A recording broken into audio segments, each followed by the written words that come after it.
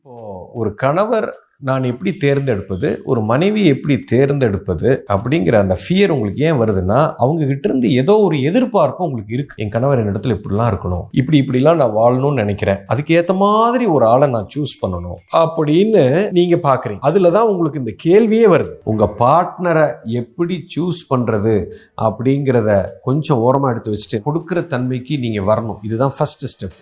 எனக்கு இவர்களிடத்திலிருந்து என்ன கிடைக்கும்ங்கிறத பார்க்கறத விட்டுட்டு நான் என்ன கொடுக்க போகிறேன், என் வாழ்க்கை துணைக்கு நான் என்ன கொடுக்க போகிறேன், இயல்பாக எனக்கு என்ன கொடுக்க முடியுது, அந்த இயல்புக்குள்ள நான் வரும் பொழுது அதை நான் கொடுக்க ஆரம்பிக்கும் போது எனக்கு தேவையானது ஆட்டோமேட்டிக்கா அவங்ககிட்ட இருந்து வரும். இதுதான் இயற்கையோட சட்டம்.